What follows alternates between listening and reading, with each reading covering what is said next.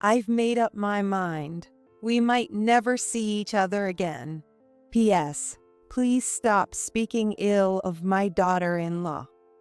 Got it? You drove Mom to the edge. It's your fault. Give Mom back. I'm sick of being accused for no reason. Just so you know, it's your fault for trying to deceive me over and over again. I won't hesitate to fight back against a liar. Prepare yourself to get a taste of your own medicine and cry. My name is Kathy. I'm 43, live with my husband, and have no kids.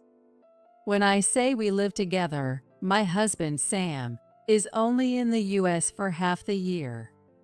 He's a photographer traveling all around the world. It's a bit lonely not having him home for long periods, but I don't mind the waiting. The doorbell rang. It's me, Kathy.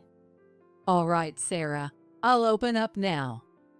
I thought we might eat together, so I brought your favorite sweets. Thank you. Since my father-in-law passed away last year, my mother-in-law, Sarah, started coming over to our place. She calls 2 or 3 times a week, asking if she can come over. She says it's boring being at home alone. It's rare for a daughter-in-law and mother-in-law to get along well, but we visit each other's homes and even go shopping and on trips together. I don't think of it as a daughter-in-law's duty. I genuinely enjoy spending time with Sarah because we get along so well.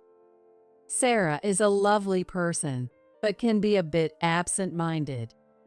It's become more noticeable since she started living alone, getting lost in thought, or repeating the same stories. It's too early for her to be getting senile in her 60s. I want to support Sarah so my husband can leave for work without worry. Ideally, her eldest son, my husband's brother, and his wife should be looking after her. I wouldn't say it out loud, but it's an old-fashioned idea. Her son, Robert, is a bit of an eccentric. His wife, Emily, is no less so. Together, they're a draining pair. Mentally and physically exhausting just to talk to. Despite their age, they're self-centered and reckless. We simply don't get along. So Sarah relies on me instead of them. While I was making tea, the doorbell rang again. Who could it be? It's me. Is Mom here? Hi, Sarah. Hearing Robert and Emily's voices, Sarah and I both grimaced. It's impolite to come unannounced these days. What should we do, Sarah? Sarah says with a sigh. It seems they need me, so I guess it can't be helped. Right.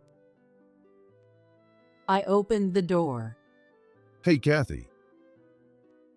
Hello. With that, they barged right into the house. Mom, why aren't you at your house? Because I don't want to see you. Come on. That's harsh to say to your son. You just had to push your way into Kathy's house. I'm in a hurry. You get it, right?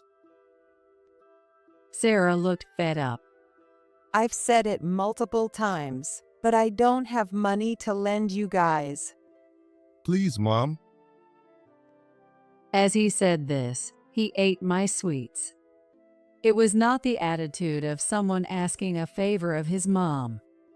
I can't understand the nerve of someone eating someone else's food, especially my favorite, without asking. Then Emily saw it. Kathy, where's mine? There isn't any. What? Really? I wanted some. Why would she think there was any? Robert, enough already. Sarah snapped. Every time you see me, it's lend me money. What do you think I am? What do you mean? You're my mom, aren't you? This foolish son. That's not the point. Both looked dissatisfied. But since Dad passed, there should be plenty of money, right? No, there isn't. That's a lie. You always give plenty to Sam, don't you? Yeah, that's right. What are you talking about? It wouldn't be possible for him to go abroad so often if not. It's not a vacation. It's his job. There's no such thing as unfair. If there's a job offer, no matter how long or dangerous, he have to go. It's not all fun. By the way, where is he now? Though I spoke angrily, they seemed unconcerned. Right now, he's gone for about a month to take pictures of the auroras. That sounds amazing. It's minus 22 degrees Fahrenheit, and not a tourist spot, but in the outskirts. It's not all fun. Just going abroad to take photos. That's so unfair. I was speechless. What's going on? My husband is just working hard. These people who overspend on eating out and leisure, begging Sarah for money, have no right to say such things. Anyway, I'm not lending you money. I don't have it on me either. You're so stingy. Fine by me if I'm stingy. I'll keep asking until you lend us some. Stop it. It's disgraceful. Seeing Sarah's firm stance, they seemed to give up. If it's not about money, you can come, but I won't be at home on Monday. I have a neighborhood association trip. Humph. I won't come. What an ungrateful son. Really, it's always Sam and Kathy. So unfair. They left muttering those last words, complaining about unfairness over and over. Your pants are sagging. Fix that first. We really don't get along. I'm sorry, Kathy. They are just too naive. I guess so. But from Sarah's perspective, he is her son, and maybe she can't be too harsh on him. I really don't want to be involved as much as possible. As I sadly looked at the sweets scattered around, Sarah apologized again, and I shook my head. Can't something be done about those two? 3 days later. As usual, Sarah came over to visit. Tomorrow is the day of her neighborhood association's trip. Sarah used to like traveling with her husband, but she stopped going on long trips after becoming alone. I encouraged her to go while she's still physically able, thinking it's better to enjoy life while you can. Kathy, what would you like as a souvenir? When it comes to trips, traditional sweets, of course. Got it. Where are you staying? Oh, didn't I mention? It's a day trip. Oh, I see. At that moment, Sarah's phone rang. Who could it be? The screen displayed the name Robert. I impulsively turned on the speakerphone.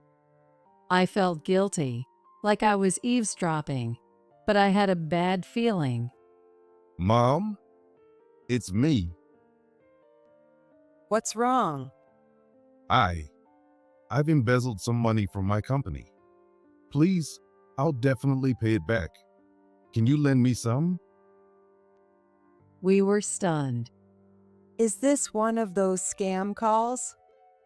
Mom, are you listening? Lend me the money for my sake.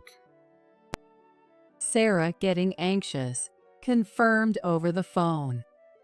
Who are you? What? It's me, Robert. Stating his name seemed to confirm it was really him. Please, I'm going to get fired. Help me, Mom.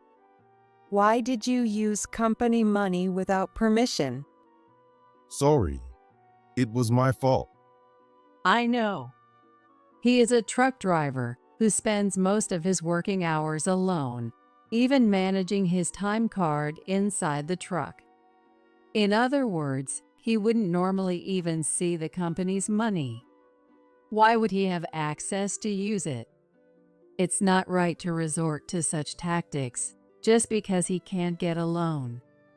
Who would fall for such a typical scam call anyway, I thought. What should we do? This is troubling. Sarah was visibly anxious. Could she actually believe this? People fall for scams they know are suspicious because they prey on their concern for family members. What a despicable tactic. I said to the flustered Sarah. Sarah, calm down. It's just a scam pretending to be a family member. It's just a nasty prank. Hey, I almost had her. Don't interfere. Robert, deceiving people is despicable. I have no choice but to do this, right? Sarah seemed relieved at first. Then she looked furious. Robert, stop making fun of people, Mom, just lend me the money. especially since you're just going to waste it on gambling, right? I'm trying to make more by gambling. Don't go. Well, if you lend me enough, I won't have to go. What a ridiculous argument. It's infuriating even to listen to. You don't even plan to pay it back. Come on. It's going to be mine eventually anyway, right? Robert, that's after I'm gone, isn't it? Oh, well, I mean, Really, it's always about money with you. That's why I can't trust you. That's why I don't give you my house keys. She was shaking with anger. Listening to this makes me feel terrible too. who has the key then? It's Kathy. Even though she's just the daughter-in-law? How could you say that? She's more reliable than you are. What? Anyway, it won't be long before I'm gone, just like you want. Sarah said bitterly. I couldn't keep quiet anymore. Robert, that's enough. There are things you shouldn't say. Don't interfere, outsider. Do you understand how Sarah feels? Don't talk like you know. Switch with Mom. I'll take it from here. Excuse me. What a troublesome son. After the call ended, Sarah tried to laugh it off, but she couldn't hide her shock. Direct conversations always turn into fights, don't they? I want to help, but I feel like getting involved might make things worse. Sarah, how about communicating through email? It might allow both of you to calm down. Maybe I'll try that. Sarah started drafting an email. The next day, Sarah went on the day trip as planned. Concerned about yesterday, I didn't want to leave Sarah alone. If you get tired, stop by my place on your way back. I'll have dinner ready. After sending the message, instead of replying, she sent real-time photos taken at the bus or rest stops. She looked very happy, shoulder to shoulder with her neighbors from the community. I hope this trip gives her a chance to refresh herself. It seemed my wish came true. Sarah came back looking happy. It was great. I'm glad I went. It was good to see her energized. We talked about the trip while looking at the photos she sent. We walked along the river. That must have been exceptional. It was fun but exhausting, just for a day trip. Sam is incredible for traveling the world like that. Indeed. Let's eat sweets together. I'd like some coffee. Okay. While I was preparing coffee in the kitchen, my phone rang. Ugh. The only person who would make me react like that is Robert. What could he possibly want? Hello? It's all your fault. What? Robert suddenly shouting on the phone. It's painful to the ears. You're the reason Mom is. A murderer. In the background, Emily is ranting. Wait, what are you talking about? I asked him. Mom has been called to heaven. You drove her to it. What? You wouldn't know, would you? I'll tell you. I got an email from Mom yesterday. If things stay the way they are, I've made up my mind. We might never see each other again. P.S. Please stop speaking ill of Kathy. Get it? Mom died because of you. Oh my God. I can't understand his interpretation at all. Certainly, it's the kind of message an older person might send, but anyone involved in yesterday's conversation should be able to understand it. Sarah is actually at home. That can't be. No use lying. Now that Mom is on a trip, it's my chance. I mean, now or never. Give me the house keys now. The keys? Oh, for her funeral arrangements. I see his motive. He plans to frame me and search the family home while Sarah is away on her trip. Even though it's just a day trip. He wouldn't think she's at my house today of all days. I truly despise him for scheming like this and treating his own mom as if she were dead. This isn't just a screw loose. It's like he's missing essential parts, something vital for being human. He can't imagine how much Sarah and I could be angered or saddened by his actions. Unforgivable. Robert, I need to verify something. Could you come over? Fine, I'll be right there. Have the keys ready. I asked Sarah, who was relaxing in the living room, to apologize but to go buy some milk, so I could get her out of the house for a moment. Robert showed up right away, full of enthusiasm. And then there was Emily. Hey, Kathy. Hello. Their casual demeanor was astonishing. In their minds, Sarah was supposed to be dead. Their plan was far too careless. Hand over the house keys. I wiped my eyes with a tissue. What's wrong? I can't believe Sarah is gone. The two looked baffled. You can't forget the script. Ah, yes. That's right. Right? It's so sad. The two panicked. Their acting was terrible. No, it's your fault. You have no right to cry. They seemed to remember the narrative that I had driven Sarah out of this world. I quietly pulled out my smartphone. Here's a photo Sarah sent me today. It showed her smiling side of the river. The picture was taken in a famous river. Seeing this, the two exclaimed wide-eyed. Where is this? I said distantly. Where do you think? It looks like it's in the clouds. The two gasped. Could it be heaven? No way. Look, Mom doesn't have legs. It's just that you can't see her legs in the early morning fog. Didn't they even know where she went for a trip? As the two panicked, I showed them another photo. It's Sarah standing on the bridge. She looked tired, probably from walking. I murmured, "Looking at this, Sarah seems to have some regrets."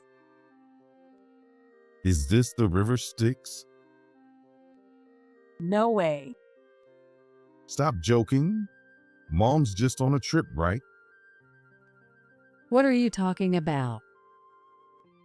No, I mean, that's not it. Robert, this isn't my fault.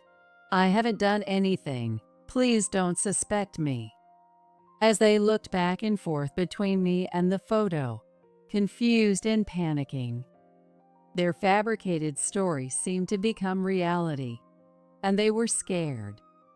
Hey, let's just stop this, okay? Shut up. We can't back down now. I looked at them with bitterness. Let's end this foolishness. It's time they admit the truth and apologize. I think this will make it clear. It's from Sarah. Please enjoy.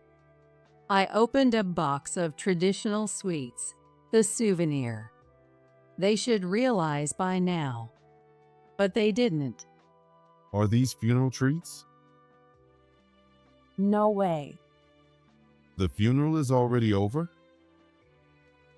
We weren't even invited. Sarah must still be mad at us. How did it come to this? Look closely. Are they losing their judgment from fear? The two are pale with despair, tears in their eyes. Is Mom really gone? Hey, calm down. Wait, who's at fault here again? It's you. Just as I was about to reveal the truth, the doorbell rang. It's my husband, Sam. I'm home. Surprise. What's going on? Weren't you supposed to be back later? The shoot finished early. Wait, Robert. What's happening? Sam, seeing his brother and sister-in-law wiping tears, is surprised. What happened? Sam, Mom has. Oh, Mom, yeah. I just passed her a while ago. What? Besides, listen to this. I had quite a scare in the snowy mountains. I almost became an icicle after a fall. The two grew even paler. Sam, you really just fell? Yeah, I thought I was going to knock myself out. See, you did see Mom, didn't you? Yeah, You're not supposed to go home yet, are you? but I'm done with my work. You don't realize what's happened to you, do you? No way. Sam laughed. What are you talking about? Robert, you're being strange. It's magical and wonderful. You should try it too. What? The auroras, it's like angels descending from the sky. Has the call come for us? We'll pass. It's too soon for us. They shook their heads in a cold sweat. Look, we're going home. We've been feeling a chill here, and we don't want to stay. A chill? Yeah. It feels ominous. Are you sure it's not just your imagination? Robert, were you always this sensitive? Sam held them back. It's all right. Why don't you stay a while longer? I'm sure Mom will be here soon too. Hearing this, they gulped noisily. Mom's coming? Soon? Yeah, she said she'd be right here. Wait for her. No. No way. The two screamed and dashed out of the house. but they ran into Sarah, who had just returned, at the entrance. Whoa, No. What are you doing, screaming at the sight of me? Mom, weren't you supposed to be on a trip? Tell us that's true. What? That trip ended a long time ago. No, that can't be true. It was a short trip, but it was heavenly. Wait. Please wait. I'm changing my ways, Mom. Don't go yet. Robert, his face contorted with tears, surprised Sarah. Well, that's good. But what happened? Emily was also crying out of fear. Sam was dumbfounded by the situation, but explanations would have to wait. Robert, you said you're changing your ways? Can you please stop asking for money? I will. I'll stop. I'm glad to hear those words. He must have realized the gravity of his previous jokes. What's going on? I really don't know. I see. Let me explain. I want to hear about the Auroras from Sam, who had just returned after a long while. It looks like this will be a long conversation, so I'll make some tea. There's plenty of sweets, so no worries. Later, Robert, who had said he felt a chill, developed a fever. It's not surprising after all that cold sweat. Maybe it's a fever from realizing his mistakes. However, Emily and he keep saying it's a curse or retribution, turning into a feeble version of themselves. Such impressionable people. Or rather, they are simply too straightforward. If only they'd live honestly, they are essentially good people. At least, that's what I hope. For now, I don't intend to forgive Robert, and even if he repents, it doesn't erase his past actions. No matter how much time passes, we will never see eye to eye. But for Sarah, no matter how old her son gets, he's still her son. A troublemaker who just grew up. They say the child who causes the most trouble is the dearest, and as always, she'll probably forgive him again and again. Thinking this, Sarah exploded with anger upon hearing everything. Between the attempted scam and the near burglary, and learning her bought souvenirs were nearly used as funeral treats, anyone would get angry.